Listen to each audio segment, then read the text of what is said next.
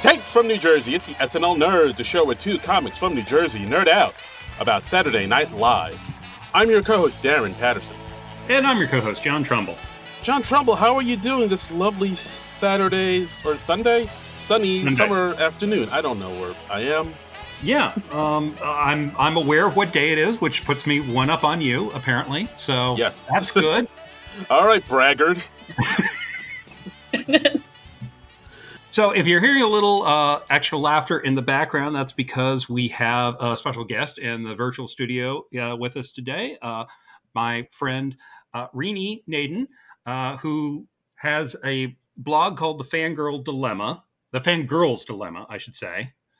And you can find her on Twitter at Fangirl Dilemma. And she is, conveniently enough for this week, a huge Aaron Sorkin fan, because this week we're doing Aaron Sorkin's show, Studio 60 on the Sunset Strip. So welcome. Thank you. I'm very excited to be here to talk about Aaron Sorkin in general, and in specifically Studio 60, which is, look, in a later career of weird projects that the man has done, easily one of the weirdest. I think Being the Ricardos might be a little weirder, but it's up there. Like a few months back now, we covered the documentary that Amy Poehler did about Lucille Ball and Ricky Ricardo. About Lucille Ball and Desi Arnaz, called Lucy and Desi. And I talked a little about how horrible the Aaron Sorkin... God, it's not good. And it, and that Amy Poehler documentary is phenomenal. It's wonderful. It just kind of shines even more light on how not good Being the Ricardos is. Like, after I watched that, I was like, I think I want to pursue legal measures to prevent Aaron Sorkin from ever writing about television comedy ever again. He really needs to stop thinking he understands it. We can get into more of that later. And this is as someone who I love him, and The West Wing is probably my favorite television show ever, and I really love television. I love The American President and A Few Good Men, and I defend The Newsroom, which is crazy. And it just so I was like, okay, no, I'm ready to think this is at least okay. And I was like, no, he needs to stop thinking he knows anything about comedy and just leave it alone. Yeah. But I'm also with you because I'm actually a big Aaron Sorkin fan myself. I was a fan of the show that I still think needs to get more love. Sports Night. Sports Night's great. Sports Night's great. How I basically became an Aaron Sorkin fan. I'd seen A Few Good Men back when it was in theaters, but Sports Night is really what was the start of my Aaron Sorkin fandom. And I actually even started on The West Wing kind of late, because I sort of resented The West Wing for a little while because it was the high-rated show. And It was part of the reason that Sports Night didn't continue when it was canceled after 2 seasons. Yeah. You and Sorkin's good friend Joshua Malina have that in common. Yeah. He also resented The West Wing for basically ending Sports Night. And it seems like there's also no love lost between Josh Charles and Aaron Sorkin. Oh, Josh Charles apparently did not care for that experience. Which is weird, because he's so damn good on that show. He is great on that show. But I mean, Sorkin's a fantastic writer. I mean, like you said, A Few Good Men is fantastic. The Social Network is a fantastic movie. So he can. Social Network, yeah. Yeah, he's a fantastic writer. But it's. I mean, we'll get into it. But with Studio 60 on the Sunset Strip, it whenever he writes about comedy, it doesn't quite translate. No, because he can't. It's so important to him that what he's saying is important. And there's just sketch comedy, as much as I love it, is not that important. And that's kind of how 30 Rock ate Studio 60's lunch, was by being silly and showing that this is silly. Yeah. I mean, he basically is kind of like a guy who's very good at writing dialogue and very good at writing sort of big, grandiose type of, dialogue. But when it comes to writing jokes, it's not. That's not his strong suit. Yeah, I mean, he's not like he's not a sketch comedy writer. First of all, I No. mean, he's witty. He has funny moments. Yeah. He can do little witticisms, and he'll do the occasional bit of slapstick on his show. But he's not. Yeah, he's not a joke writer. He's not a rat tat tat tat type of. No, he's not. And it like so much of the good comedy from Sports Night and certainly from The West Wing, which I actually think is hilarious Yeah. a lot of the time, really comes out of the character dynamics. And this is a show that is so he's grinding so many axes that none of the characters get to like each other or have affection for each other. And it strangely becomes the Aaron Sorkin "Everyone Who's Wronged Me" show. Yeah, I don't know how it gets there. There's a reason why some of the best moments are between Bradley Whitford and Matt Perry, is because like that's clearly supposed to be him and his producing partner Thomas Schlamme, who directed the pilot of this and directed a lot of The West Wing. And so like yes, those are two people who like love each other and can like razz each other, and it's Yes. great. Well, he's wonderful at writing like close male friendships, heterosexual. He really is. It's something he's very, very good at. That was what was so wonderful about Sports Night. That was what drew me into Sports Night, was the relationship between Dan and Casey. And I absolutely agree. The other thing that's missing from this show, which rewatching it, and it's another thing that like I love about his other shows, is there's no paternal, like warm paternal presence above everybody. Which Sports Night has Robert Guillaume doing that, and The West Wing has both Martin Sheen and John Spencer doing that. And again, it's part of why I defend The Newsroom. You have Sam Waterston playing that role, right? And like in this, you have Ed Asner around, but he's not really in it much. And it's like Asner's just talking about Macau constantly. Yeah, and it's like this is so disconnected from what's going on. As the show goes on, it's just Ed Asner going Macau, Macau, Macau. and then everyone's talking about Anita Pallenberg for some reason. Oh my God. And they just keep saying her full name, and it's kind of hilarious. And as the show, I mean, nominally the show is about making a Saturday Night Live type comedy variety show, but it becomes less and less about that as the show goes on, and it just gets more and more insane. Yes, on almost a week-to-week basis, which is both just so weird and strangely wonderful. Like, how far it's a fever dream of a show. It's Right. Well, before we get into the Studio 60, yeah. like we asked all our guests on this podcast. Yeah. Like, are you? We always ask all our guests about their SNL origin story. Like, are you a big fan of SNL? Are you an SNL nerd? Are you a casual fan? You have a favorite era, cast members?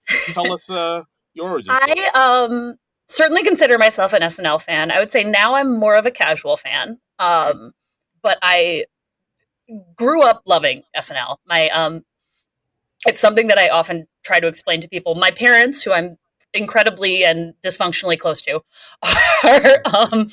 are graduated from college in the mid-70s. So they were like broke just out of college and freshly married when the original cast aired. So it was watching SNL was something they could do on Saturday nights without spending money. So they were always very into the sort of original, that original run. And then I remember watching the reruns in the afternoon on Comedy Central, like starting from when I was in maybe 4th or 5th grade. So I got very into the sort of the early 90s to mid 90s run. So like Phil Hartman and Adam Sandler. And, when Kevin Nealon was behind the update desk, I guess is the best way to describe the time period. That's probably my favorite. And then I started watching the show live pretty much every week from when I was in like 7th or 8th grade. I definitely remember having a very, very, very large crush on Jimmy Fallon. which is embarrassing to admit now, but I defend that at the time he was adorable and I was a teenage girl. So no, I remember like when Jimmy Fallon came on the scene, he was like the heartthrob, like the teen heart. he was Like really cute. So many girls like had like, oh, he's so dreamy. Like I remember that. And then I guess in college I fell off watching regularly, but DVR started being a thing, so I would DVR it and watch sketches here and there. Now I wait until Tuesday and I listen to your show and read a couple of recaps and kind of decide what sketches are worth my time, unless there's a host or a musical guest that I'm really excited about. So like I'll always watch the Mulaney episode because it's always really good. Good call. Good call. Oh, and I should mention that Reenie is also the, I'll just say, official Taylor Swift of this podcast. It's true. Yeah, Reenie is my friend who I went to, and I'm just like, okay, explain to me all about the Taylor's version stuff that's going on, because I want to make sure I'm understanding this properly, and I'm not making hideously stupid mistakes when I'm talking about this on the show. Okay, so you talked to Reenie about when Taylor did that 10-minute All Too Well live performance, and about the Jake Gyllenhaal and the scarf and all that jazz. Yes. I got the basics of it from her. Yes, yeah, that's what I'm good for that. Yes, I am a big Taylor Swift fan. I don't identify with the Swiftie community because they're all a little too intense for me. But I do love her music and have loved her music since I was 17. So it's I know a lot just based on osmosis and also watching way too much E-News. Okay. All right. Sounds good. Fantastic. I mean, this show, this Studio 60, there was a lot of anticipation about the show because it's Aaron Sorkin. He's just coming off The West Wing. I think The West Wing was still on the air without Sorkin by this point. No, it couldn't have been because it had just ended. It had just ended. It was the season after The West Wing ended. But Sorkin had been away, had left it 2 seasons before. Right. Vaguely acrimoniously, like it was. I'm trying to remember exactly how it happened. He wasn't. Bender. Yeah, he went on a bender. They decided it wasn't worth renewing his contract. Right. So he wrote an absurd cliffhanger that they wound up having to spend a good half of the first of season 5 trying to make the show be something it isn't to resolve. Because it ended with the president's daughter getting kidnapped and the president having to, step down temporarily, but there wasn't a vice president at the time because I'm not sure why. I don't remember. The Speaker of the House. No, the vice president had just resigned. Yes. And they had it. And it was so Tim Matheson, as the first vice president, had just resigned and they hadn't brought in Gary Cole as the second vice president yet. Right. And so John Goodman was the Speaker of the House, but he was a Republican. It was this whole thing. And they had to, and basically the show had to become 24 for 4 episodes to resolve it. And it is not a show that's equipped for that because it's the West Wing. It's a show about smart people making, speeches about American idealism. It's not about. And I've heard that interpreted as like it's Sorkin doing a like "F you guys, I quit" as he's on his way out the door. Sorkin, in interviews I've seen, he's kind of positioned it as, well, I'm giving the next team like somewhere to start. Yes, that's how he's framed it later, which is a much more charitable interpretation. And I can see it either way, and I don't know which is the truth. The truth is probably somewhere in between. Right. Anyway. Well, and the other thing is the person who was taking over was John Wells, who had, made ER, which is another show that I absolutely love, but is much soapier and action-packed and relies much more on those kinds of, twists and turns. So there's some logic to making that decision. The problem is it's just not the West Wing. Yeah. And honestly, I haven't watched too much of the West Wing after Sorkin left. I want like I want the Sorkin West Wing. I'm not Yeah. too interested in this stuff after. I watched Yeah. like the odd episode after that, but never. It settles into itself. I actually like season 6 a lot. Season 6 is about the campaign for who's going to be president after Bartlett. And Right. it's Jimmy Smits and Alan Alda, and it's, you know, like that. It's cool. It's a very different show, but it's its own fun thing.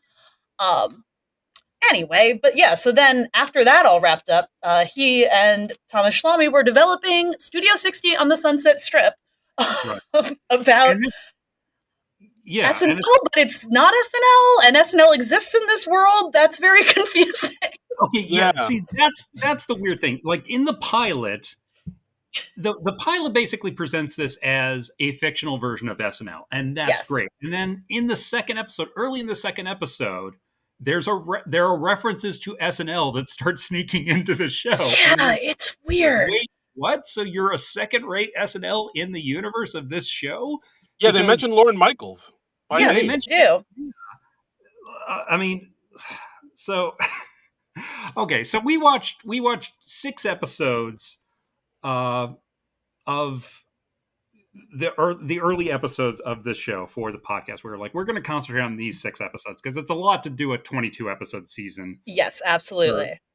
Inside of a week for a podcast, and that really is more Sorkin than one person should take in a week's time. I agree. Yeah. So the show it started in September 18th, 2006, and it only aired for one season, ended June 28th, 2007. And I do remember, like, when this show came out, like, NBC was promoting it heavy. Like, I remember seeing billboards and posters and commercials for it everywhere. Everybody was like, "Oh, this is we got Sorkin back. This is the next new Sorkin thing. Come and watch it." And so it's so weird for it to go to that, to it being canceled after one season, to like now where people don't even remember it was on. Like, you can't even find this streaming really anywhere. It's not even on Peacock.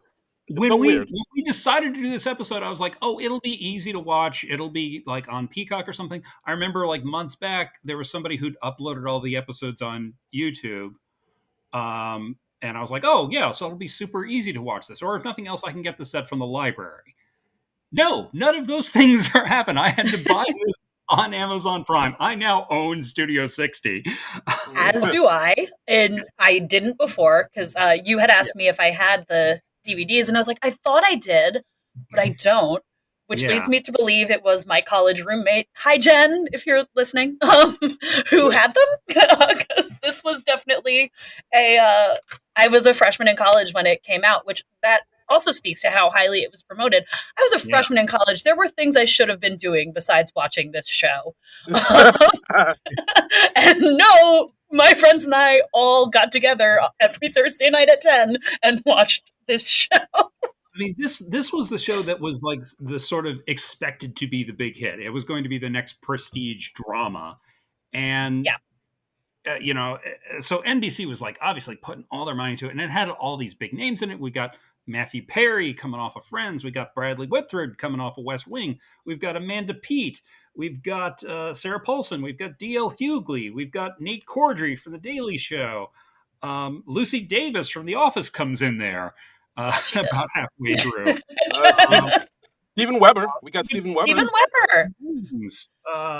She'll guest star Ed Asner. Ed Asner is in the first episode and several episodes thereafter. So big deal, big time TV stuff, man.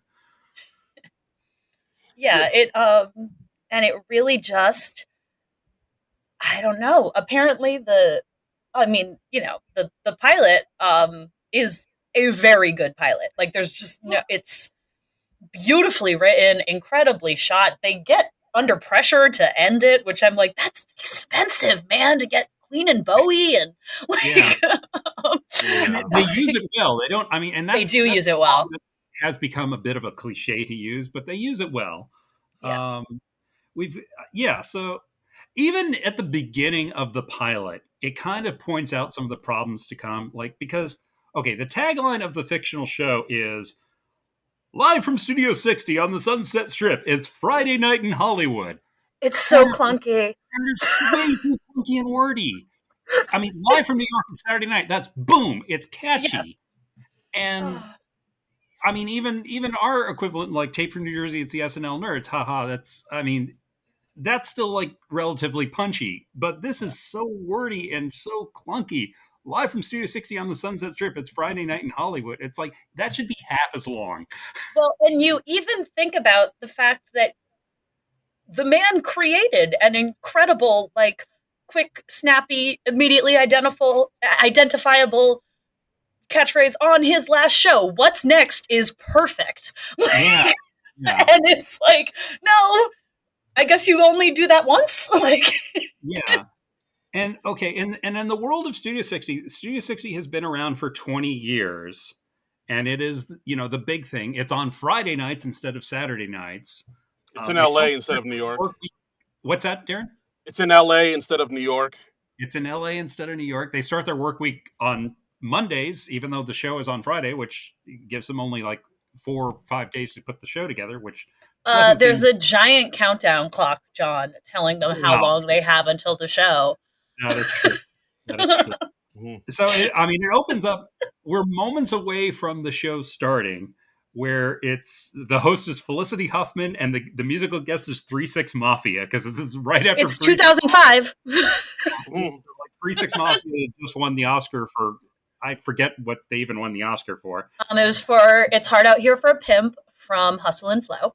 Okay, there we go. It's the first rap song to ever be performed on the Oscars, the second to ever win, because Eminem didn't perform "Lose Yourself" the year that he won.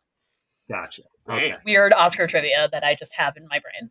So, and we have Judd Hirsch as Wes Mandel, who's this show's equivalent of Lorne Michaels. He's the creator and executive producer of the show, and he's like very upset about something. A sketch has just been cut that he really wants to put on. And again, you'd think this decision would have been made hours before, but no, apparently they're deciding this seconds before they go on air. So he comes out and he does like his little Howard Beale network speech, and he's like, this isn't going to be a very good show, and you should change the channel. And then he goes off on this big rant about how TV is horrible. Yeah, I like, there was one part where he, like you say, he talked about how, TV is horrible these days. I like the one part that I really stuck out where he talks about, we have shows now where people eat worms for money, and people are trying, our contestants are trying to be like Donald Trump, and that hits different nowadays. And I thought about it, and I was like, both the shows he references, those aren't both of those on NBC?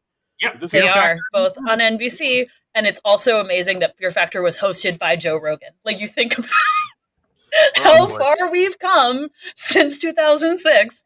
It's like, we're referencing Joe Rogan and Donald Trump just as like TV personalities. Yeah. Wow. Just casually. Yeah. And it's weird to think, those are both NBC shows, but in the world of this show, they're not on NBC, they're on NBS, the fictional. Yes. The same name of the fictional network from the movie Network. Yes. I just watched Network this week because the thing I'm doing on my blog right now, I'm trying to watch 104 new movies over the course of the year, or old movies that are new to me. Yeah. And I was like, I'll watch Network, because they talk about Network a lot on Studio 60. There's very little on this show that is anything like that movie. No. Network is very satirical, but and pointed and not and wacky and like strange and all kinds of things that are not this show at all. Yeah. Absolutely. And so right after we have this huge on-air meltdown, then we cut to Amanda Peet as the new president of NBS, Jordan McDeere, and she's at this nice dinner party. That's because she's just become the new president. They're all there welcoming her, and Ed Asner is the head of the corporation that owns the network. He might be, by the way, the first person ever on a Sorkin show who actually refers to note cards when he's spouting off statistics. Yes. And he's like giving Jordan's resume. And I was like, oh, that's something I've never seen on a Sorkin show. Because in Sorkin world, everyone just knows these statistics off the tops of their heads.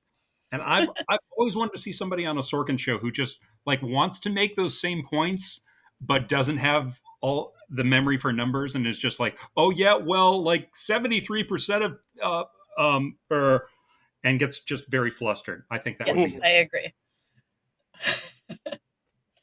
I think that would be beyond his capacity to imagine, though, because Yeah, I don't if think he you're would. doing anything at the level of someone in a Sorkin show, you're the best at it and one of Yeah. the greatest people to ever live. So, Yeah. No, absolutely. I mean, as far as Amanda Peet, I think she's good on the show, She's very but good. I like yeah, her a lot. yeah, One of the I people I like the most on this show. yes, I yeah, agree. She's really fun and really sort of. I think she gets that, like, Jordan's not a normal functioning human and really plays with that and has a good time with it in a way that right. I think I mean, other people would either go too far or like play her as like a real stick in the mud, like, and Mhm. she's just like, no, she's like kind of wacky and offbeat, but you also can see why she has her job and why she's good at what she does.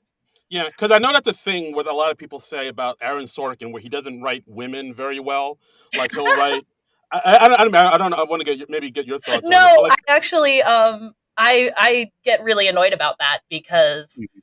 I think uh, Aaron Sorkin doesn't write people. Like he doesn't like people are like he's never written a relatable woman. I was like he's never written a relatable man either. Like Right. these are He these are played it up to the top. strange abstract concepts that have manifested on the page and then by actors who are really really good at doing this specific thing. I also think in particular, we talked about Sports Night and The West Wing, and even in this pilot, you have Felicity Huffman, who like Dana on Sports Night is incredible, and then Allison Janney playing CJ on The West Wing is incredible. Like he created these incredible female characters, and then Mhm. also another latter day, Sorkin project that I stand up for is Molly's Game with Jessica Chastain, which is you know a weird and wonderful little movie that she's great in and is written wonderfully in, and it just like so it's I was like no, you saying you think he can't write women means that you don't like Sorkin, and that's fine, but that's a different argument. Look, he writes that gender very well when the story calls Right? for it. He's Calls for it. also Oh on god, I love 30 that Rock. joke. Walk with me. I love that Sorkin was a good enough sport to do that cameo on 30 Rock years after the fact. And Yeah. they even stuck in that joke where he's like, you know my work, A Few Good Men, West Wing, and then Tina Fey says Studio 16 and goes, shut up. Nice, It's brilliant. It's brilliant.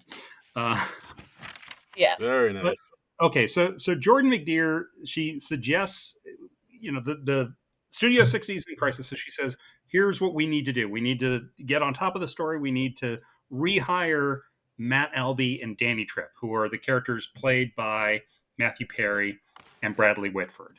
And we need to hire them back because they used to be with the show 4 years ago, and we're hiring them again to take over the show from their mentor, Wes, who's we've now fired. Right. and, Yeah. and this all happens in over the course of one night, which is it's a TV convention, but it works for the story, I think. I Yeah. agree. I like the point that Jordan makes that they want to do it as quickly as possible so that they can control the story is Right. like that feels very true. Like Yeah. Yeah, it does. And oh, by the way, we also have Steven Weber in the mix as the network guy, Jack Rudolph. Yeah, he's the chairman of the Yeah, network. yeah. And Steven Weber is freaking awesome in this. he is. He's very good. Yeah, he's just he's having a ball in this role, and I mean he's sort of like the Jack Donaghy of this show. Yes. If you're a Yeah, 30 Rock I'd fan. agree. I And he's also named Jack, actually. he's also Oh. named Jack. Apparently, there was a real network person named Jack, and Oh, that makes sense. the So that's the they're Jordan McDear drawing character from is partially based on Jamie Tarsis, who was okay. one of the network people that Sorkin had a friendship with. And then in the pilot, we cut to Matt Albee and Danny Tripp. They're at like this Writers Guild Award thing, and we find out very quickly Matt Albee's on lots of painkillers because he just had back surgery, and he's on lots of drugs. So you immediately know he's the Aaron Sorkin stand-in. Right. Damn. And also he's the genius writer that everyone loves unconditionally. Right. Yes, very much. And he's so charming and offsetting, and oh my gosh, isn't he just the best? And yeah. I will say though, like one of the things I do like about this show is the chemistry between Matt and Danny.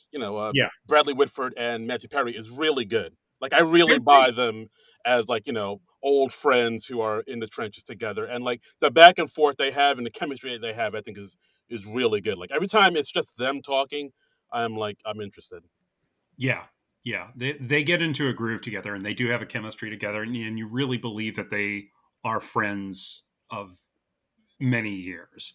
I agree. And I also I am, again, as a big Sorkin fan, I think that there are very few actors that do his work as much justice as Bradley Whitford does. He's just such a good match for the tone and the kind of weird balancing act you have to do to perform it well. And it just just watching him do those speeches and even just react to other people doing them is just such a joy. And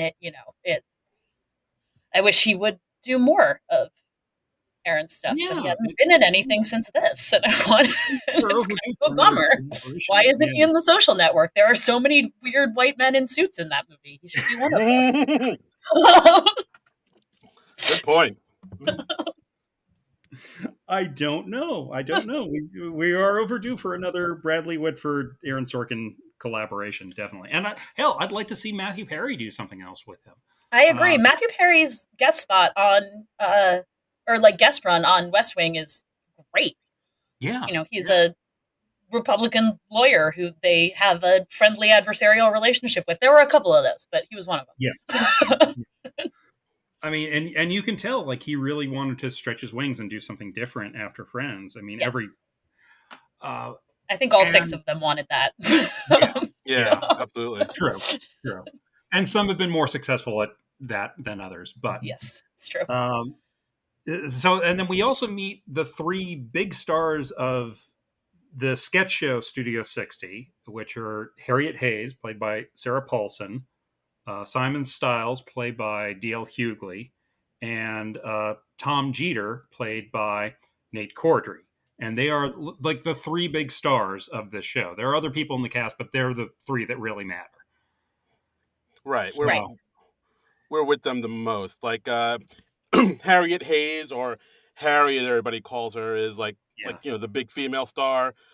She's also like a right-wing conservative, and she's very religious and very Christian, which they make a lot out of throughout the show. That because she we'll talk about it maybe in a later episode, where she makes a comment about what the Bible says about gay marriage, and that offends a lot of her gay her gay followers and whatnot. I do think that's interesting how on the show they do bring sort of the thing of where they sort of try to include like the right wing's view of things, and like how maybe Hollywood and the left kind of look down on the flyover states and all those red state hicks and whatnot. Like they do mention that quite a bit throughout the show, which I think is an interesting little thing they do. And the character of Harriet Hayes, based on Kristen Chenoweth, if I'm not mistaken.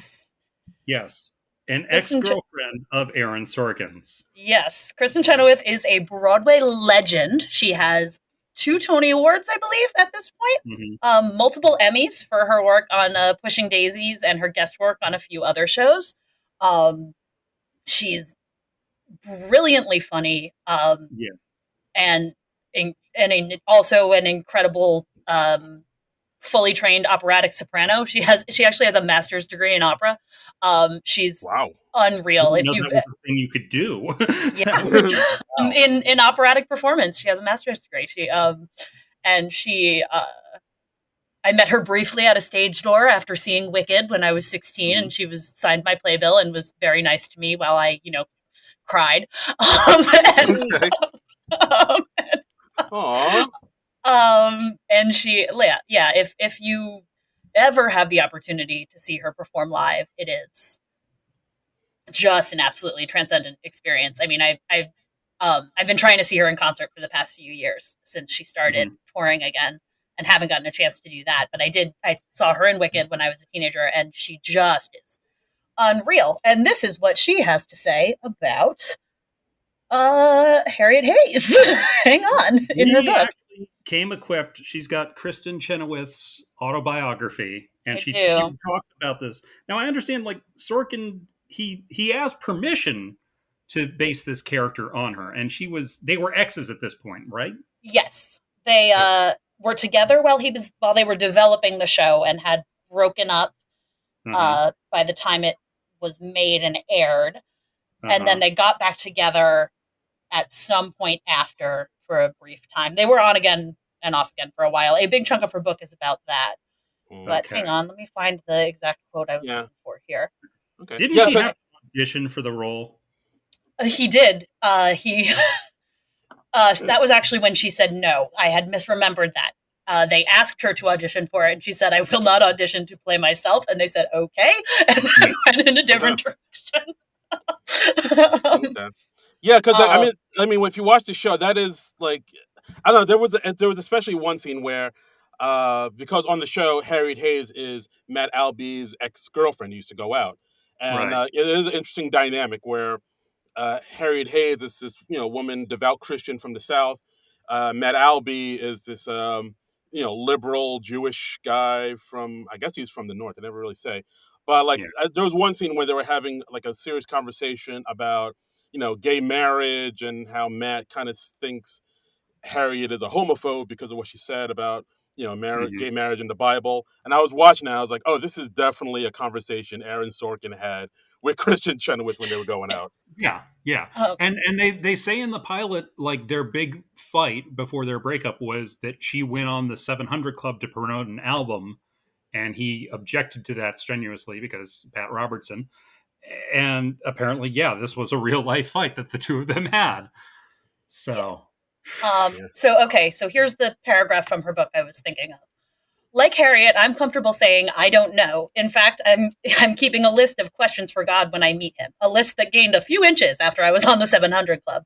I don't recall being pinned with a junior deputy Jesus badge that authorizes me to police what others do in this life or the next. Harriet is likewise unwilling to judge. But unlike Harriet, I'm not on the fence about certain old school fundamentalist beliefs. I do not believe that Jews automatically go to hell, or that being gay is a sin. I'm not a strict constructionist where the Bible is concerned. It's like my grandma used to say, I eat the fish without choking on the bones. Harriet is far more serious than I am, more of an intellectual, less of a happy-go-plucky, hey, darling, power shopper. So that's, her kind of take on that. And you know what? That's the weird thing about Harriet on the show, is there's so much talk about like how hilarious she is and how talented she is and how wonderfully sexy she is and stuff. And I'm just like, I'm not quite seeing most of those things with Sarah Paulson. Sarah Paulson's a great actress, but I don't think she's particularly funny. And I don't think she and Matthew Perry have a great deal of romantic chemistry together, which I think is like, okay, in one of these episodes, Lauren Graham from Gilmore Girls and Parenthood and tons of other stuff, she comes on briefly, and she and Matthew Perry, who are like old friends in real life, they have way more chemistry together in like 90 seconds. Absolutely. Than he has with Sarah Paulson for like the entire 22 episode run of this show. It is nuts. It's really, really funny, and it's one of those things that it just doesn't make any sense with the and it makes sense if it's Kristen Chenoweth or Kristen Chenoweth's younger replacement on Broadway, Megan Hilty, who John and I both have a huge crush on.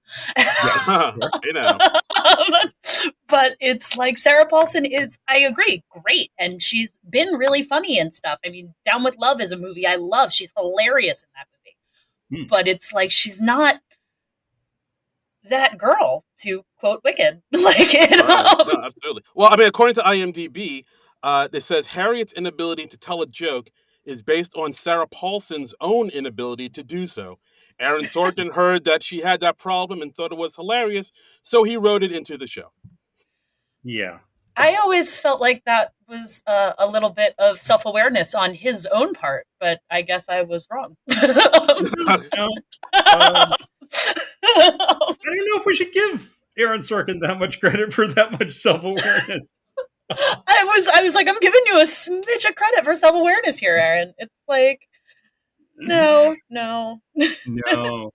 So okay, so at the end of the episode, they work it out, and they decide to take over the show basically because Danny Tripp, Bradley Whitford's character, tested positive for cocaine doing the insurance physical for their new movie, because they've gotten huge movie careers since they left Studio 60 4 years ago. 4 years ago, and he had like a relapse with cocaine that is like never touched on again. No, they. Oh, I don't know if you've gotten there yet. When we learned that Matt is having a pill problem, they bring it up again. In the later because he yells. Whitford gets a nice big Sorkin speech where he gets to say, "I'm a drug addict and I have to be one for the rest of my life, and I'm not going to let that happen to you," or something. It's like it's in that vein. And in the second episode, I think it was, we find out that it's the third episode, the focus group. We find out that Jordan McDear had a DUI in her past. So now 3 of our leads have substance abuse problems. Yeah, what's up with that? I mean, write what you know, I guess. It's so weird. It's like, you really could have just done this with one character, Aaron, but yeah. Okay. I mean, it is LA. Maybe everybody has a substance abuse problem out there. Well, I guess, yeah. I mean, there is a moment in the pilot that I really like when Jack Rudolph, Stephen Weber's character, is the network guy. He's charging in, and he's trying to find a tape of what Wes Mandel said on the air, and they go into 3-6 Mafia's dressing room, and there's just this haze of pot smoke. You don't see anybody smoking pot, but obviously they were right. Getting toasty. Toasty. So yeah. And also, Aaron Sorkin really doesn't like Christians, particularly fundamentalist Christians, because he just keeps coming back to that. And apparently, half of Studio 60, the show, is anti-Christian sketches. Oh my God! Which seems a very limited focus for a comedy show. But... Well, it seems like part of the philosophy he's trying to give Matt Albee is that, like, he doesn't like doing humor about the Bush administration because it feels lazy, which again feels very prescient given what 10 years from then SNL is going to be doing with Trump. But absolutely. And like the sort of just falling back on it because it's easy. But it's also like, I'm like, I don't know, man. I remember 2006, and there was a lot of stuff that was happening that was really funny, that wasn't just about, the religious right and its continued rise to power that continues to this day. But and like a part of the controversy of Matt and Danny taking over the show is, like, Matt wrote this sketch called Crazy Christians that didn't get on the air back then. And so Jordan says, like, do that in your first show back. Right.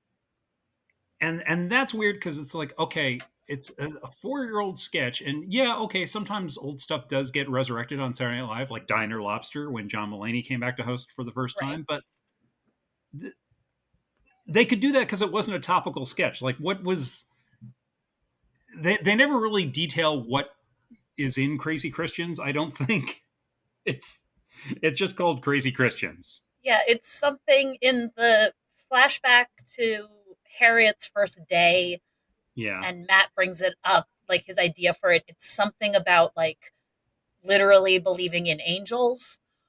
and like how he like thinks that's hilarious.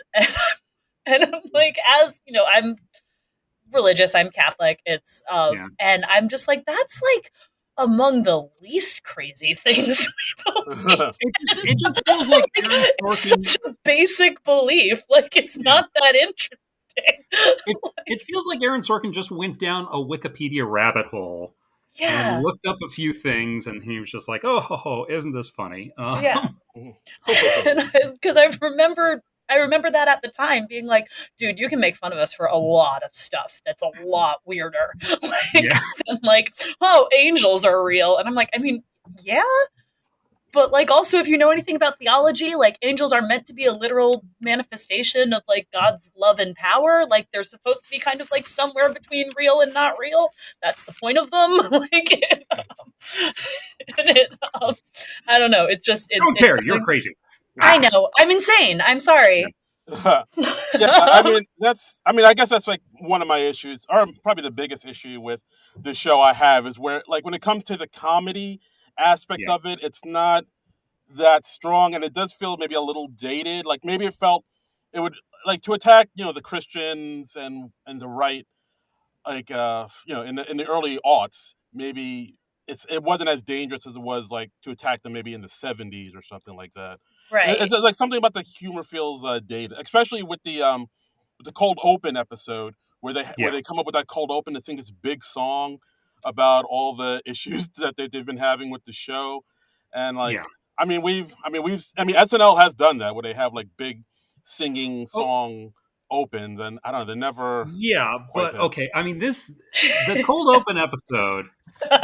This is one of the high points of insanity on the show, because for most of the episode, Matt Albee, our Aaron Sorkin equivalent, he's like, well, what do we do for the cold open of the show? Because we have to come back and we have to like talk about, we have to address all this stuff that happened with the show, and we have to promise that we're going to do better than coming forward, and we have to be contrite and funny and blah blah blah blah blah blah, and it has to be all this stuff. And then they go off on this thing, and he says, "You know who did the best frat humor of all time? Gilbert and Gilbert and Sullivan." Sullivan. And I'm like, really, Aaron Sorkin? I think you're the only person on earth who believes that. I don't think even Gilbert and Sullivan believe that. I love Gilbert and Sullivan. Because I'm a big old theater dork, and it's Right. like, but it's like I'm like, I actually wrote down in my notes when I was rewatching, and I was like, oh yes, I'm the weirdo dork who this cold open is for. Like I was like, this works for me, but it's absurd that they would think it would work for anyone but like me and Aaron Sorkin. Yeah, that's another thing that they do on the show quite a bit, where like they're constantly referencing like television's past and things of the past. Like Yeah. they'll make Abbott and Costello references, Sid Caesar references, like Right. all these old shows from the Nate 40s. Cordry's character references Rudy Valley. And I'm like, who the hell has thought about Rudy Valley in the last 50, 60 years? I mean, again, watching the show again, I actually, a lot about Nick Cordry's performance really held up for me in a way Yeah, that other he's really good. He's really aspects of the show didn't. I think he's great on this show. good. The Yeah. part is as bananas as the rest of the show, but like Tom is established as being like kind of manic and strange to begin with, so I think it just works better. Like, Yeah. Okay, so they put together this big Gilbert and Sullivan number. They're doing "I am the very model of a modern major general," but they've rewritten the lyrics to apply to Studio 60. And the weird thing is, they're like, "We'll be the very model of a modern network TV show," and then the next line is, "We hope you don't mind that our producer got caught doing blow." Right. So they're addressing the Danny Tripp thing. They don't address the Wes Mandel thing at all. They do not.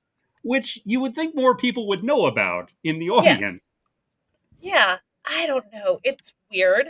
I mean, like the fact that they build the whole cold open from that joke that they like kind of make offhand about how that rhymes. I'm like, yes, no, that's kind of funny. But the rest of this is, is being retrofitted weirdly into like one kind of funny joke that D.L. Hughley makes. Right. And they also talk about how the evangelicals are gunning for them, and I'm like, they're not really, because you haven't done the Crazy Christian sketch yet. You're supposed to do that they brought later it in up the at the press conference, and I right. guess apparently there's like a news reporter outside who's like, there From are Rapture 30 to magazine. 40 people protesting Studio 60, and I'm like, 30 whole people standing out protesting a TV show. That's worth commenting on at all? No. And there's also like, and Harriet has the thing, and she's like, I'm a Christian, tried and true, baptized at age 11. So unlike the something gays and Jews, I'm going straight to heaven. Yeah. And okay, you just know that Aaron Sorkin said she was baptized at age 11 just so that he could have a rhyme with heaven. Oh yes, absolutely. Doesn't it make much more sense for her to be baptized at a younger age when children are normally baptized? So that's a thing with the Southern Baptists, though, is that you have to you can't get baptized until you can like say that you were born again in Christ and so it's more like a confirmation type of thing. Yeah, it's much more like confirmation. Yeah. All right. Well, then I'll take back that criticism, because I was not reading. But it's also the age 11 was definitely chosen to rhyme with heaven. For sure. No, 100%. Oh, another weird meta thing is in the second episode. Jack Rudolph says to Jordan McDear, "You've got spunk. I hate spunk."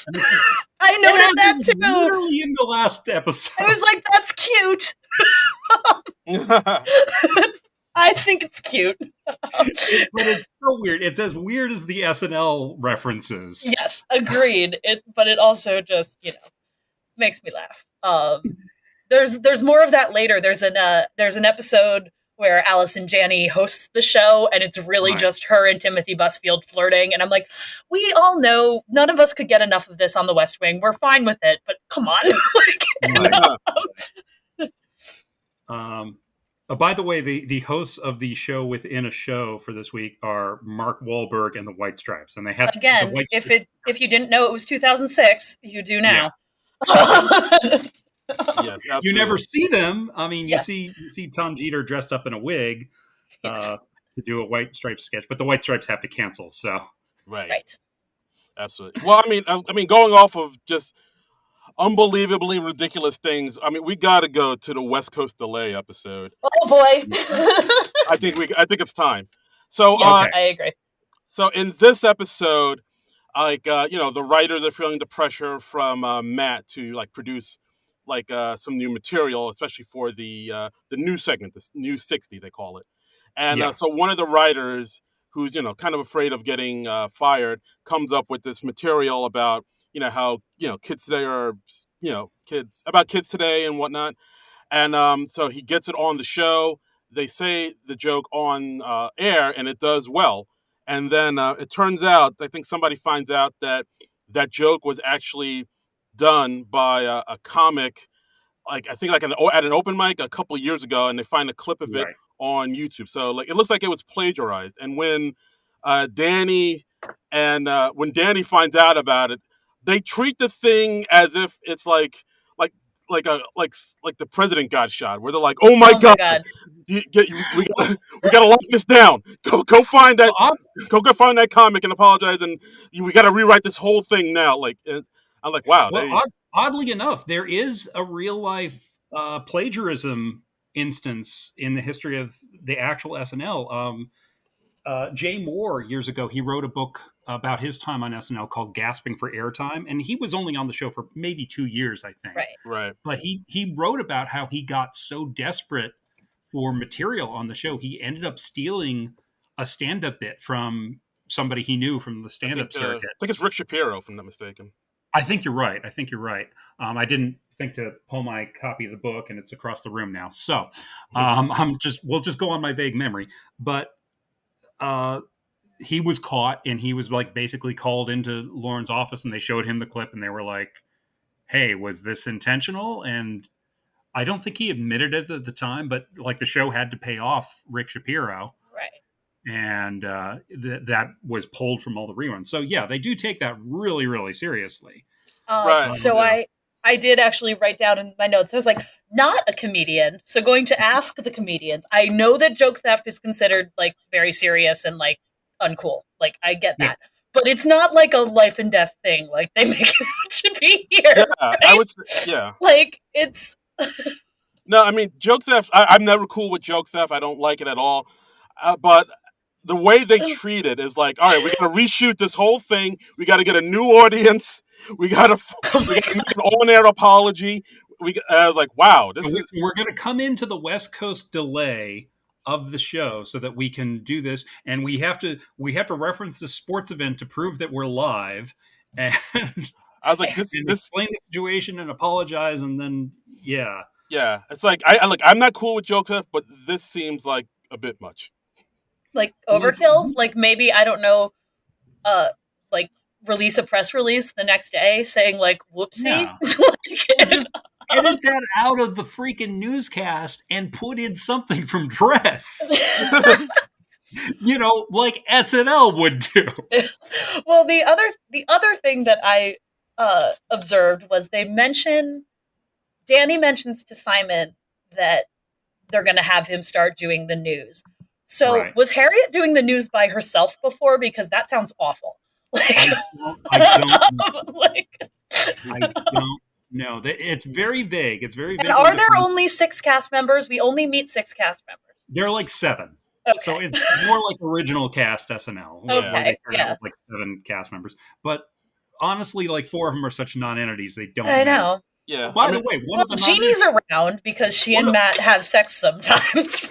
yes, yes.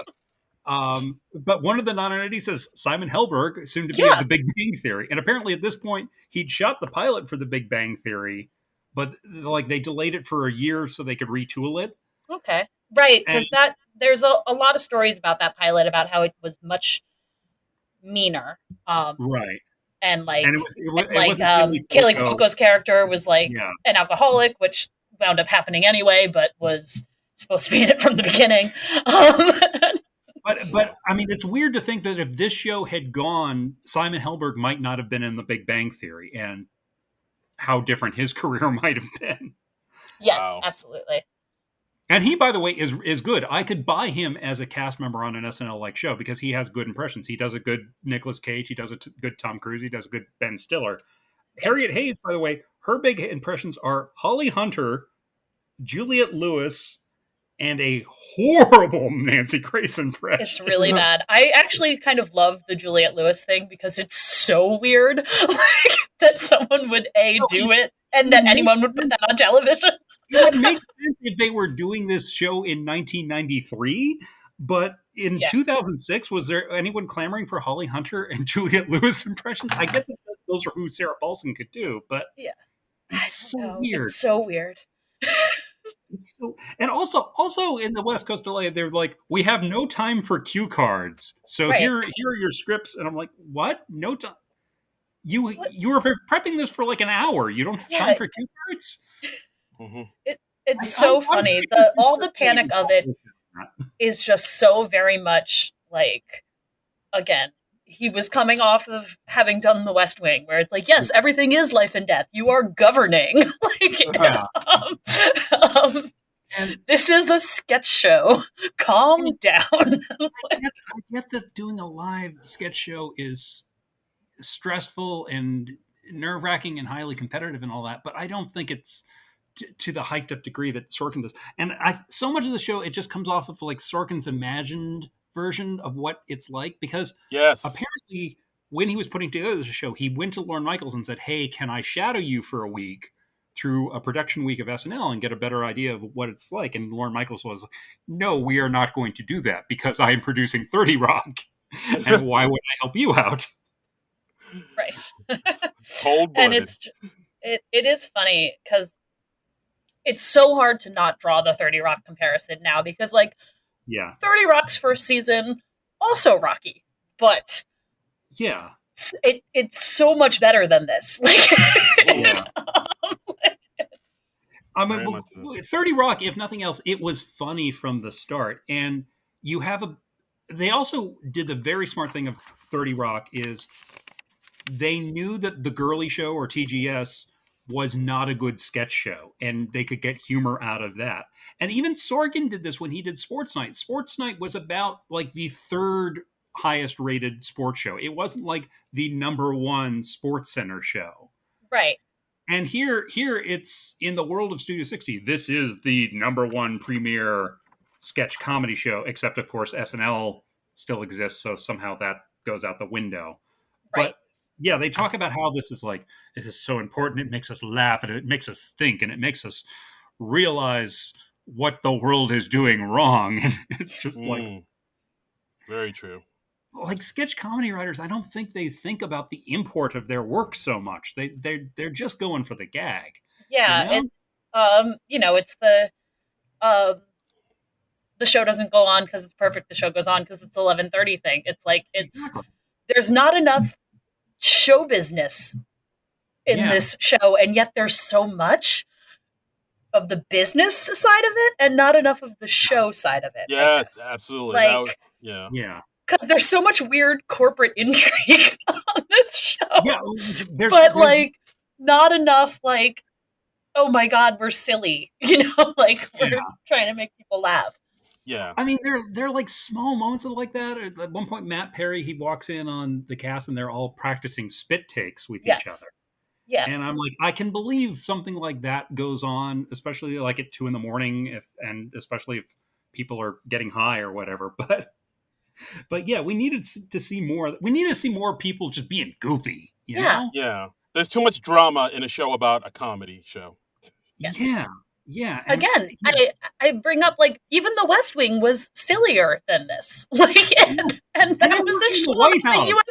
government. Like, there's a whole episode where the president calls the Butterball hotline to learn how to make a turkey for Thanksgiving, and it's brilliant. Like,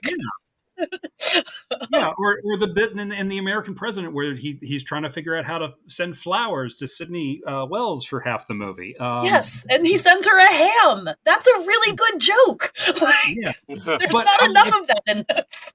So Sorkin is funny in his own way, but not sketch comedy funny. And we only see glimpses of the sketches, but what we see is just generally pretty dire. I would say the only sketch that looks like fun to me is Science Schmiance. And I think that's because Rob Reiner's in it. And that seems really overstuffed because it's like a game show thing, but there are like 5 people on the game show, and I'm like, that's way too many, unless you're doing like a Family Feud parody. Right. Even when SNL has like game show parody, then they have more than 5 people in the panel. We're like, this is too many. I mean, that's also my thing. I think I said it before with the Studio 60. Like during the sketches, all the dialogue in it seems very wordy. Like they need more jokes, more like shorten it up, punchy. I think the people who wrote on this show on Studio 60, like they're all good at writing dialogue. It's all.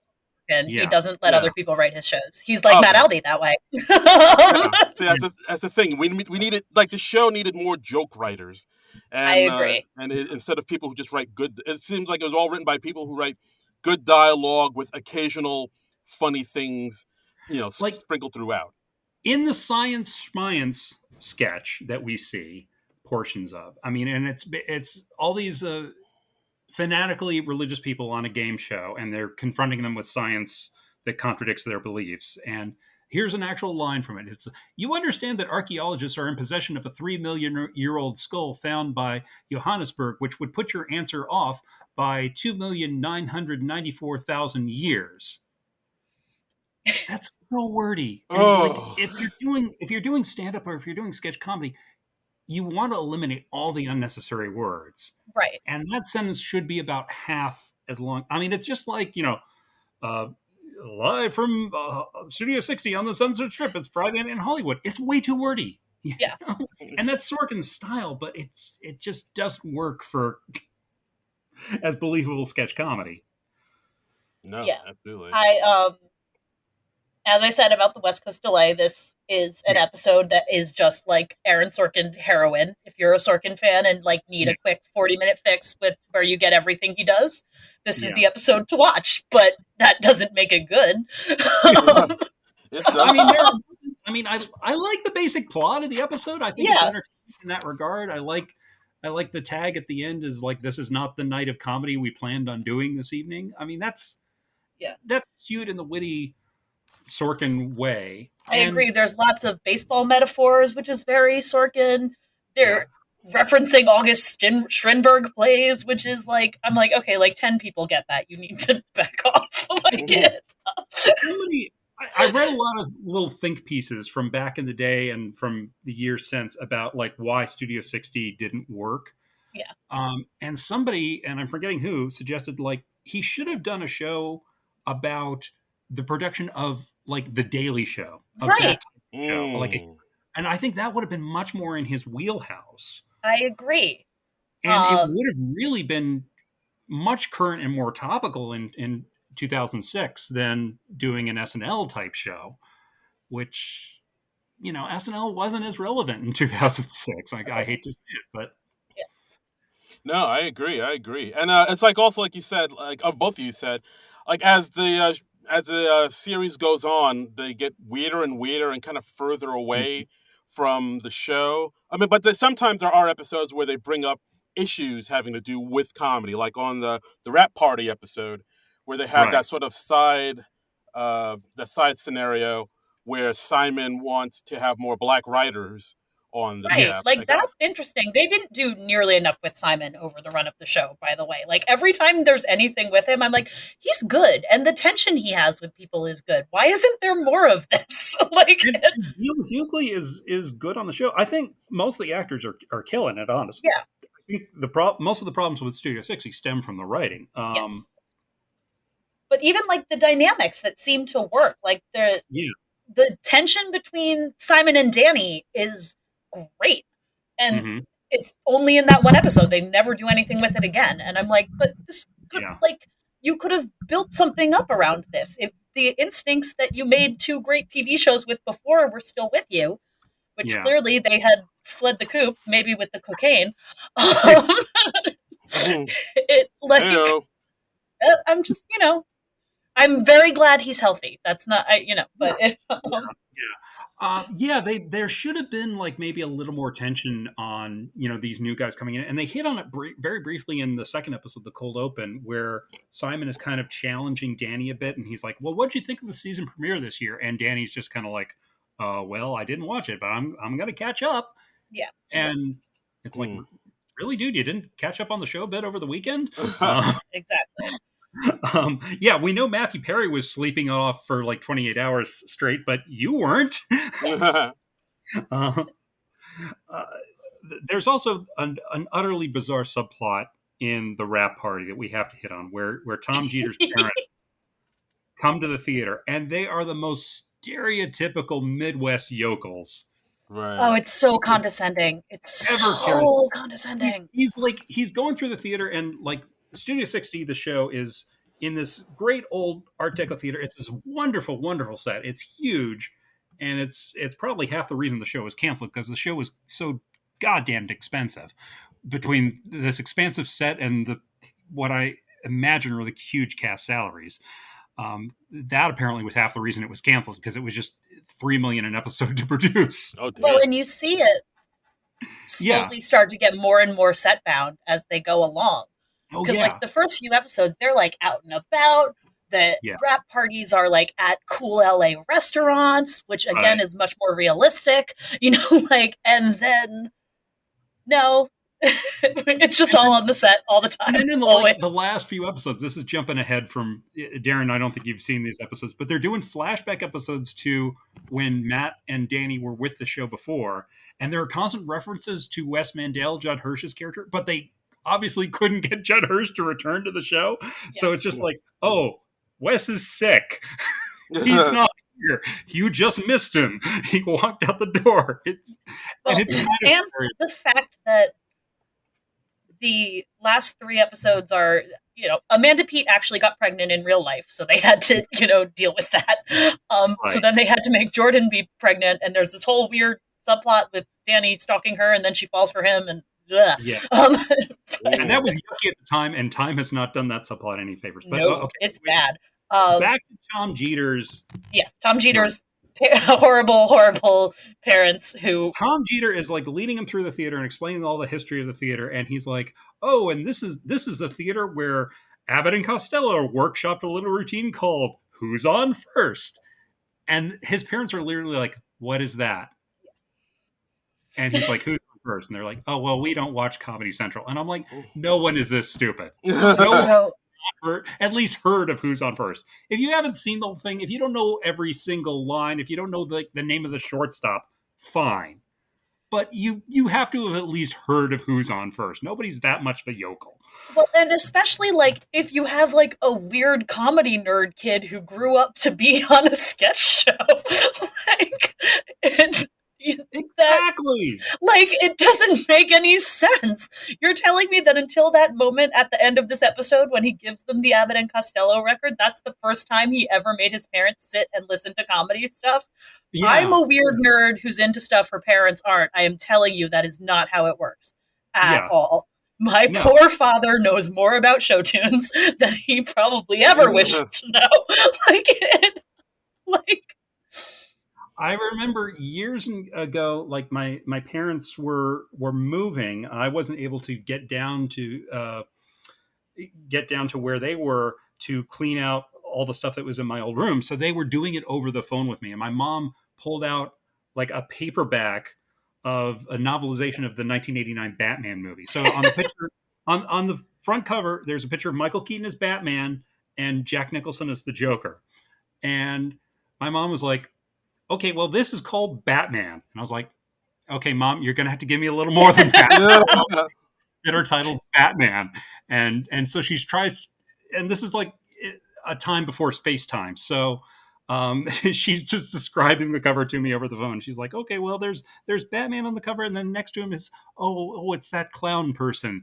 And I'm like, "Okay, Mom, I don't demand that you know everything about comic books, but you have to at least know this much. Know this much. If you cannot name this character, I don't think you're my mother." I think she was able to eventually get the name Joker, but she was like, "Oh my, oh, okay." I think it's called the Jester or something like that. Yeah. And I mean, it was just a weird moment where it's just like things that are common second place knowledge to me. Yeah. The real world doesn't care, but right. Yeah, I also liked how at the end of that part he gave Tom gave his parents like the Who's on First on vinyl. And he's like, "Dad, I'm sure you still have the record player, right?" And the dad's like, I don't care much for CDs. So yes, I do. I was like, come on. Everybody had CDs by 06. Come on. But the most important element of this storyline is it is a turn in the show going more and more batshit. And that is because we learned that Tom Jeter's brother is in the army in Afghanistan, and his father shouts right at him, "Son, but your little brother is standing in the middle of Afghanistan." And it's just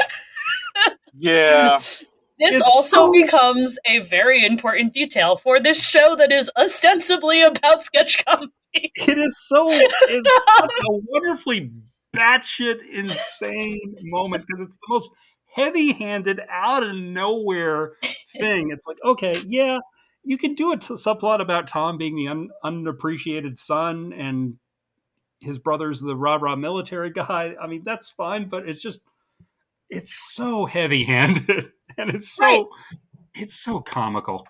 Unintentional. Yeah. The other note that I made about this episode is that Jordan has just bought a show about the UN, and I was like, "Hey, this fake NBC has a fake West Wing."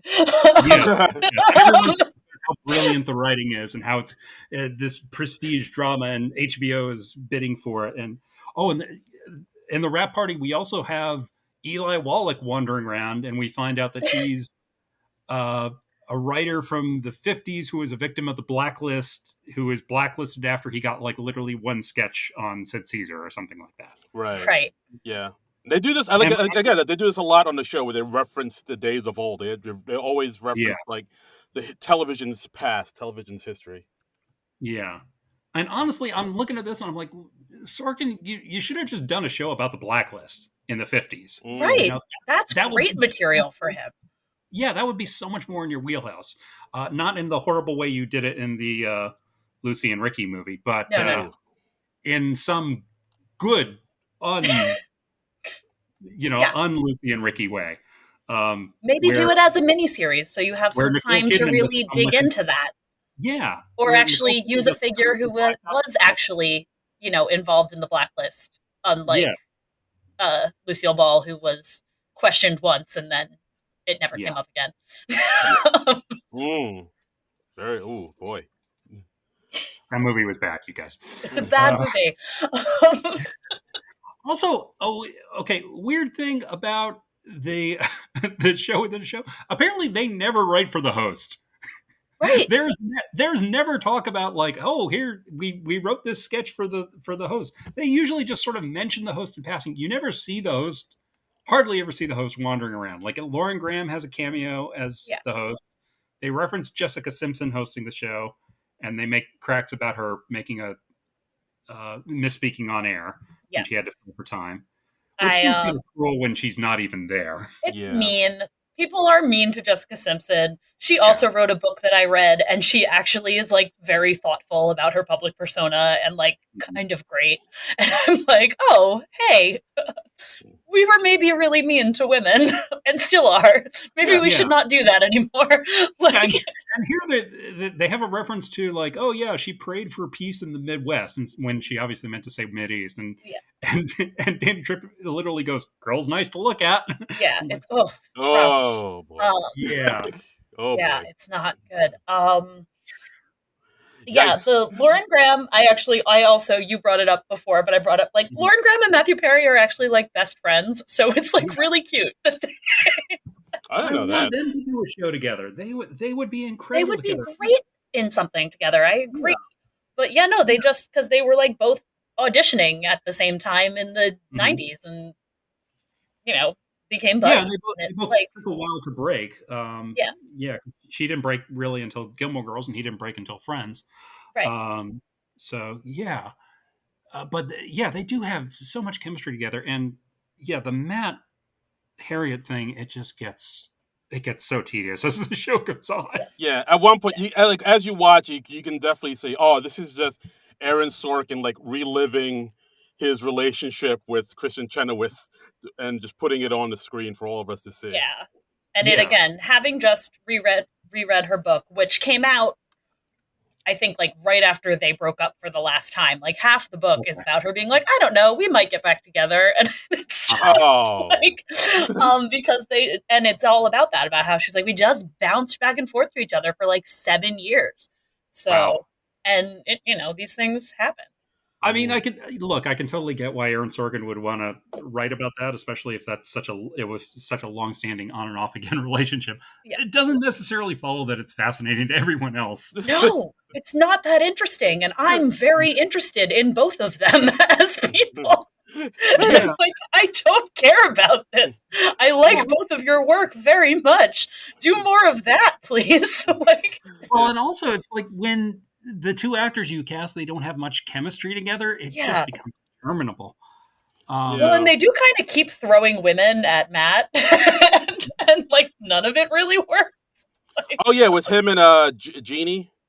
Yes, him and Jeannie, and then like later there's like a lawyer because the show's being sued for sexual harassment, which probably rightfully because like everyone is like very sexist and terrible to Jordan. But like, and there's like clearly something going on there, but then they knew they were getting canceled, so they had to wrap up the Matt and Harriet thing like way too early, and with them not having great chemistry, it's weird stuff. Weird. There's also a two-parter in this first chunk of episodes called Nevada Day. Nevada Day. All about Tom Jeter gets arrested in New York, and then in Los Angeles, and then they find out he has an outstanding warrant in Nevada for failure to appear after a speeding ticket. And so he's extradited to Nevada and being held there, and it's a holiday Nevada Day, so none of the municipal workers are on duty. Right. So they have to call. Yeah. Yeah, so they have to call in a judge off his vacation, then they call in a judge who comes in. That judge played by the great John Goodman, who comes Yeah, in. who actually won an Emmy for that two-parter. Oh, nice. Oh God, that horrible speech at the end of that about the like, tell your friends that we're not all morons out here in bumfuck whatever. Yeah, Won an Emmy. Pahrump, Nevada, which From everybody was Nevada. like, that's a funny name. That's a Funny funny name. name. Well, less so when you keep saying it's a funny name, Aaron Sorkin. Yeah, that Yeah, was so, interesting. and like the ticking clock this is happening on a show day, so they have to try and get uh, Tom back to do the show. And they found a joint in his pocket because he was wearing Simon's jacket. And don't forget the Macau deal. Yeah, and there's this whole subplot about Ed Asner wants to build. He's doing this big business deal in Macau. I don't really get why I'm supposed to care about it. I guess it's just something so that Jack Rudolph has stuff to do. Yeah, and there's like the Weird. the Chinese half of the deal has a daughter who's studying in America and has a big crush on Tom, which again rings true to me, a weird teenager who had a big crush on Jimmy Fallon. I was like, well, that feels true. And she wants to give up playing the viola to go into comedy because she has such a huge crush on Tom Jeter. They bring her back and they get into this more. Yeah, they get it into a caper. Yeah, and then they bring in Jordan's pregnancy, and it's and Danny's basically stalking her. Yep. In a creepy way, and it's even creepy. It was even creepy in 2006. Yes, and it's only gotten creepier. And he literally said, "I'm coming for you, Jordan." Oh, I'm coming for you, Jordan's really bad, and it's also like everyone keeps telling Danny that he's not doing anything wrong, like that this is lovely and romantic, and she tells him multiple times to stop. And he's inundating her with phone calls, and he's having friends like write letters of recommendation for him. Oh, geez. Yeah, it's weird. People but like Nevada Day. Oh gosh, Nevada Day. Nevada Day. I think Nevada Day is when the show starts. Because I didn't see any episode. I didn't rewatch any episode after Nevada Day. But yeah, this is when I started to see. All right, it seems like the wheels are falling off the trolley here a little bit, just because again, it's not really focusing on the show within the show anymore. It's kind of all about this sort of extraneous outside stuff. And I mean, the actors are good. I don't know about the chemistry between the actors. But this is where I think Nevada Day is where things start to go awry.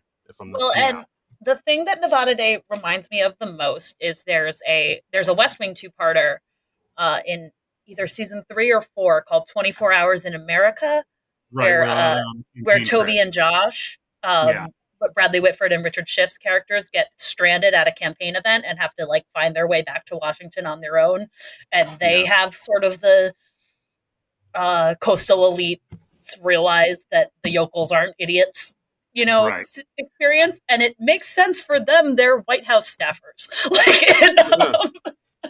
and it's also like well written, and but it this episode, I'm like, he's trying to do that again. Yeah, but again, these are comedians. They're not the big resolution in the episode is we find out that Tom was speeding. He was going like 120 miles an hour because he was trying to get his little brother back to his unit in time to ship out again, because he's like shipped out to Afghanistan 3 times. He's on his 3rd tour, but Tom is just so noble, he didn't want to say anything. He didn't want to use his brother's service to get out of the ticket, and it's just this whole weird thing. It's bizarre, and like Tom borrowed Simon's jacket because he was dressed as Jesus for a sketch that sounds insufferable, and everyone thinks is insufferable except for Matt, which that's a pretty good another religious thing. That everyone's like, no, this is stupid, we shouldn't do it, and Matt's like, no, it will go on the air, and then like it's like, no, why? Yeah, I mean, I think that's Sorkin's sort of I guess his biggest Achilles heel. Like, he has these things that he wants to say, that he wants to get across, but like on this show anyway. Yeah. It feels like it doesn't really serve the show or the whole story of the show. Like he wants to say, hey guys, it seems like he has like a little bit of an axe to grind with, Hollywood, which he works in, and like how maybe the liberals look down on the people in the red states. So he wants to say, hey, people in red states and these flyover states aren't idiots, and like, Right. hey, say he wants to say whatever he wants to say about people working or people But then who he are in. keeps making them idiots. That's the thing. Yeah, Yeah. It's he like, likes the stereotypical. I mean, I like when he makes a point about Hollywood because he obviously knows how Hollywood works. yeah, Where Matt Perry's character says like, "Hey, I've never met like three people who agree on anything in Hollywood." Or when Jack Rudolph says like, "Hey, everybody says Hollywood's liberal, but we're all owned by huge corporations and and right. they just care about what can make them a profit." And I'm thinking like those are wonderful, excellent points to make, and you're talking about something you know about. Yeah. I And mean, if he were if he wanted to make something that was about like the weird tension between art and commerce, making a show about television is the right way to do that. yeah, But making it a sketch show is strange. Like, well, Mm. when you can't even spend any behind the scenes time at an SNL type show, like I mean, Tina Fey, she had years of experience to draw on when doing 30 Rock. right, She was like, and the original concept for 30 Rock, from what I understand, was she was originally, it was going to be behind the scenes of a news show or something. right, And yeah. And then I the think 30 Lauren was like, "This is you don't know anything about this. Do make it a comedy show." Like, yeah, right. Well, what a stay in good your note. lane. Like, Yeah.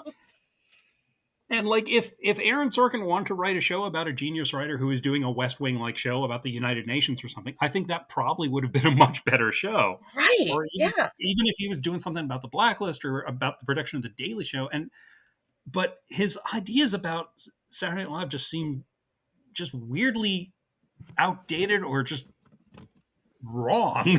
yeah. It's very odd. It's certainly strange that like he didn't.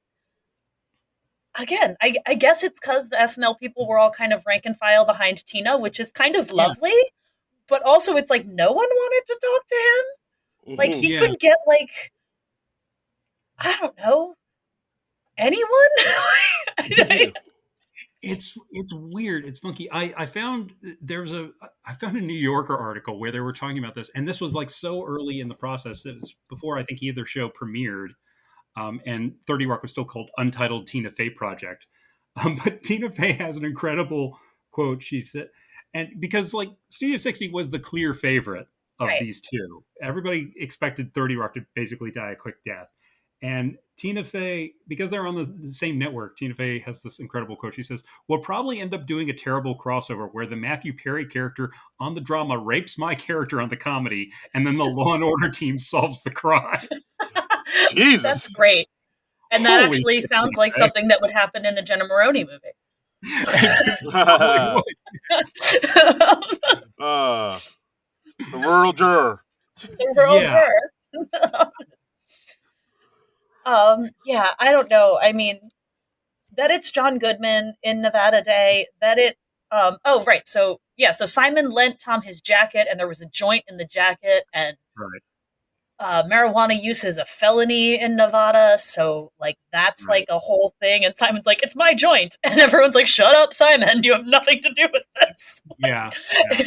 um, and that whole thing started because he punched some guys who were calling Harriet a homophobe and Yeah, they Because say. the paper only printed half her quote, and yeah. this really has next to nothing to do with producing No, a it's sketch. just something for Matt and Harriet to fight about. Yeah, Yeah. And it weird. like it just is so weird and strange and I don't know. I loved revisiting this show to just be reminded of how it made no sense at all. Yeah, I know. I mean, Well, that shit crazy, and it just gets crazier by the end. I think it was a really unfortunate choice to write Amanda Pete's real life pregnancy into the show. I think I they agree. probably because then he's like matching her up with Danny romantically, and that's weird. And then like the last few episodes of the show, there's all this complications with the pregnancy. They're doing a weird hostage thing with With Tom's Tom's brother and brother, him. yeah. And it's like he just decides, I want to write the West Wing again, and I'm just going to make this show into the West Wing. Right. And there's all these flashbacks to them leaving the show the Yeah. first time, which feels very much like the Aaron Sorkin's axe grinding theater. Like he was like, "This is what happened. This is why I left West Wing. They were trying to control me, and I wouldn't let them." And it's like, okay. And then Tommy left with me, and it's like, okay, man. And there's also like a weird thing. I think this was in like the third episode, maybe in the focus group episode, where Danny is like justifying why his cocaine addiction is better than Jordan having a DUI. Yeah. Where he's like, hey, if I go on a bender with cocaine, I'm only hurting myself. If you're driving, right, you might kill someone. All these other people, and I'm like, really? That's the line you're drawing in the sand. Yeah, because nobody ever gets behind the wheel after doing cocaine. It's so weird. Nope. Oh, this show. It's just like, I mean, we didn't even get to weirdness. Yeah, and that's weird. We didn't even get to the part where Mark McKinney. We didn't get to the part where even Mark McKinney, the Kids in the Hall, and SNL makes his appearance in the show as well. Like later in the he's a writer whose whole family died, so they're doing him a favor by giving him something to do. It's so weird. Well, it's after like all the rest of the staff quits. Yeah. By the way, the two main writers who quit, they're thinly veiled stand-ins for people that Aaron Sorkin had a beef with on the West Wing. Right. And like one of them's played by Evan Handler, who like to me, like he just like he's supposed to be like this scumbag in this, and I'm like, he just like projects decency like every time he speaks. Like this is not a man who like comes off as slimy by any stretch. Why did you cast him? Like I actually really liked Evan Handler in this because, he did give the character some integrity. He's supposed to be this hack writer who's just not funny. But he has a legitimate beef with Matt. Matt is treating him horribly. Like, I'm just like watching it and I'm like, that's right. Like, you're Charlotte's wonderful husband from Sex and the City. I love you. You're so good and like you're such a stand-up guy. Like what? But it's Ricky Tahoe, who is fairly loosely based on Rick Cleveland, who co-wrote an episode of The West Wing with that apparently Aaron Sorkin rewrote very heavily, and that episode of The West Wing won an Emmy. And Aaron Sorkin did all the talking at the Emmys. Oh, I'm shocked. This episode, it was the episode of The West Wing where it was about like the dead veteran. Oh, yeah. Oh, what a great episode! It was a really personal. It came out of a really personal thing in Rick Cleveland's life, and he didn't get to say a freaking word at the Emmys, and Sorkin just kind of escorted him off after he spoke. And they got into like a sort of a war with words at Television Without Pity, or one of those early 2000s things. And also, Sorkin hates the internet, you guys. You don't say. He hates the internet for no real reason. He really, really hates the internet, and he used to apparently like create fake screen names and yell at people on Television Without Pity, like but then he wrote The Social Network, which is like a love letter to the internet. Well, I mean, in a dark way, because I mean, at the end of The Social Network, like Mark Zuckerberg is all alone, and he's just totally isolated. Because of this thing that he's invented, and also just because he's a shit person in the world of the movie, and maybe in real life, I don't know. Never met the man. But it's weird. I mean, and he has characters who shouldn't hate the internet hating the internet just because they're being written by Aaron Sorkin. It's a weird thing. Yeah, it's definitely strange. I mean, that's the thing about Sorkin. You get. I mean, he is a very talented writer. And he can write some amazing dialogue, but you also just know he's he's a bit full of himself sometimes. Like he's Yeah. very Yeah. I he's think a big thing that hurts this show is that television had changed, and like Yeah. you couldn't create the sort of episodic thing that he was really good at, sort of digging deep into characters with, Yeah. and like it had to be like overarching plot lines, which is not his strength, like at all. Yeah. mm, So yeah. It's a weird show, and it just gets weirder as it goes on. it really does. Yeah. It's amazing how much he lost the plot. Um, it and yeah, Yeah, it just gets lost, and I guess like maybe the ratings probably reflected that as well. Like, I mean, I remember yeah, watching it just because I saw it promoted everywhere in the beginning, but then after a while, I think like I said, like around the Nevada Day episode, I was like, all right, this show's losing me, and I just kind of backed away. yeah. It sounds like lot of America probably had the same The, sentiments. the show, Yeah. in one of the pieces I looked up about it, the show had lost a third of its audience by the third episode. Damn. So it dropped off pretty quickly. And the only reason I think it got a full season was they were guaranteed to get a full season because the pilot was so strong. It started a bidding war, and he was able to guarantee a full season. Like if they didn't air all the episodes, they would have had to pay some exorbitant sum. So it Oh was my easier god! So to they had to burn burn him them. off. Yeah, and Oh. that is exactly what they did with the last few episodes. Yeah, I Uh, remember they all aired in like one night or something. yeah, Um, I mean, I think they aired at least two or three in a yeah, single night. I'd have to double check the air dates, but Wow. All right. interesting. Yeah, yeah. it's a Oh weird wait, no, show and yeah, crazy. actually, And I'm seeing the air dates. They didn't burn off multiple ones, but oh, okay, the last four episodes they aired in June. So okay, yeah, Oh yeah, wow. it's definitely. Yeah, and that makes sense. That's yeah, probably why they you can't find a show anywhere. I mean, it is streaming, like, but yeah, you have to pay for it. But as far as like Right, streaming on like a streaming service for free, no.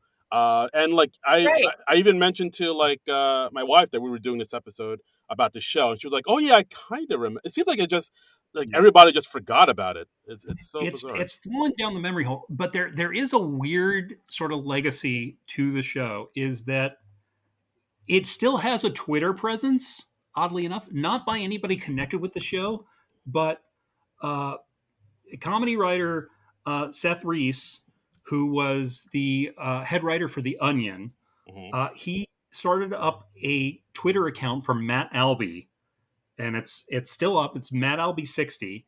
And Jake Fogelnest started a Twitter account for Danny Tripp, and it's like Danny Tripp 60. And they started up Twitter accounts for like every character on the show. Yeah, Um, the Matt Albee one is the only one that's still going at all. sure. Yeah. I remember following them, and then Yeah, did a purge of my follows and stopped following yeah. them for a while. But it was very I'm funny when it yeah, was. I'm following them on. It looks like the Matt Albee one is the only one that is still active at all, and he'll tweet like once every few months or Right. something. But apparently, he also did a whole fake oral history of the show on. There was, and it doesn't seem to be up online anymore. I was searching desperately for it this morning, but he wrote a fake Amazon page with a fake Studio 60 oral history. And he wrote a full chapter called like Matt and Danny that is basically telling the story of the pilot from their point of view. It Wow. sounds hilarious, and I desperately want to read it, but it doesn't. It was on sketchcomedyIsImportant.com, and that is no longer active. But I desperately want to see it. I looked on the Wayback Machine; it's not around. But Oh, so Okay. that is a shame. All right. Well, yeah. If you can find anything, well, listeners, let us know.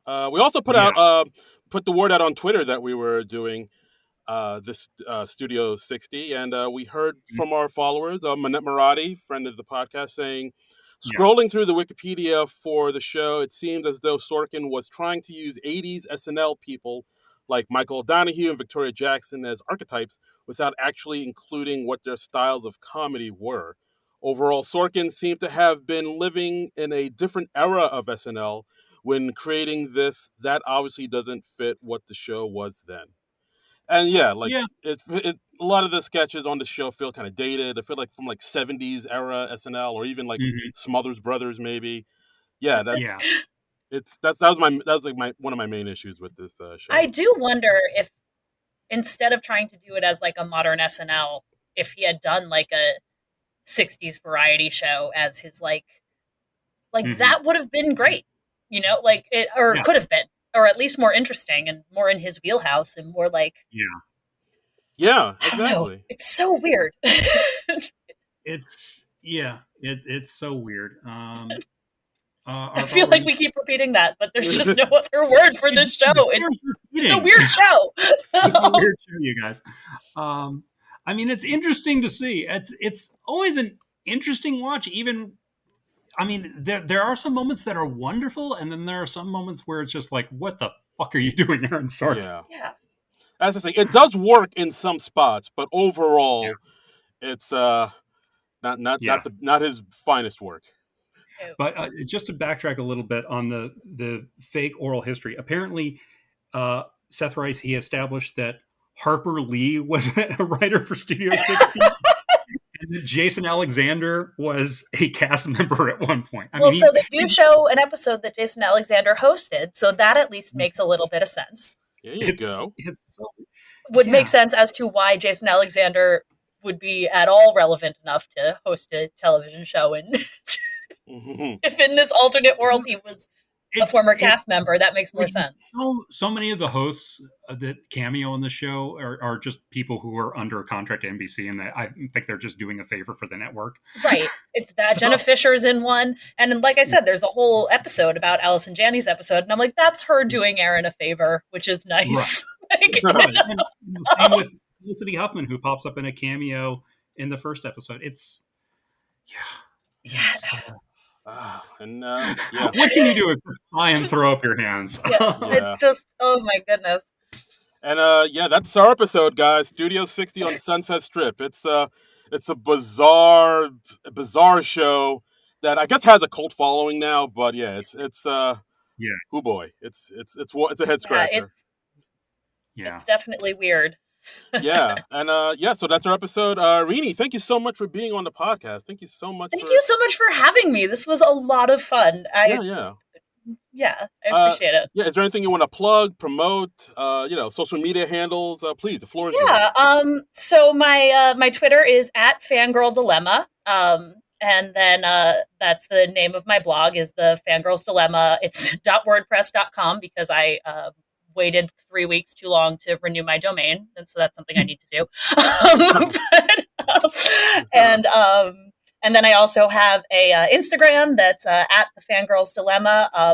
I also have a strange side fiction writing project that I've been working on for 5 years called the Marina Chronicle, where I take the aesthetics of epic fantasy and apply the tropes of 90s and 2000s teen dramas to it. I'm listening. And I've been it's called the Marina Chronicle. It's very fun. So it's basically my elevator pitch is what if One Tree Hill took place in Westeros? Wow. And it's been going. I've been writing it for 5 years. This week, actually, on Wednesday is the 5th anniversary. So my social media channels are going to be kind of flooded with content from that to celebrate that milestone Okay. coming up. Yeah, so there's that. And yeah, and my blog, The Fangirls Dilemma. Right now, I'm doing 104 new to me movies. I've been watching recently a lot of show business exposés and melodramas because I've been doing a lot of the work of Bob Fosse, and that's kind of his whole vibe. So I've been watching other movies that fit in that vibe. Okay. And yeah, so it's very cool, very, very fun stuff. But All right, I would appreciate a follow or even just a click by the blog so that I can get my hits up. Yeah. Fantastic. So yeah, go check her out. She's doing some cool stuff. Yeah, fantastic. And as Dilemma or the Fangirls Dilemma .wordpress.com. Yes. Fantastic. And yeah, as always, you can follow this podcast at SNL Nerds Show on Twitter. And you can hit us up at our Patreon, Non-Productive.com twitter.com/SNL Nerds. And you can follow me on Twitter and Instagram at Darren Credible. That's DARIN Credible. And you can follow me at Trumbull Comic. That's TRUMBULL and the word comic. And we'll be back next week with something else. We haven't decided exactly yet what. So, yeah, we're going to figure that out, and then we'll let you know. That's right. So, yeah, just follow us over on the Twitter sphere at SNL Nerds Show, and we'll let you know. We will. We will. So we'll be back next week with some other thing. But until then, Nerds out!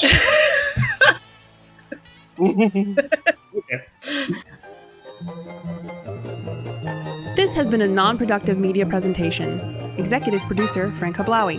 This program and many others like it on the Non-Productive Network is distributed under a Creative Commons Attribution Non-Commercial No Derivatives license. Please share it, but ask before trying to change it or sell it. For more information, visit non-productive.com.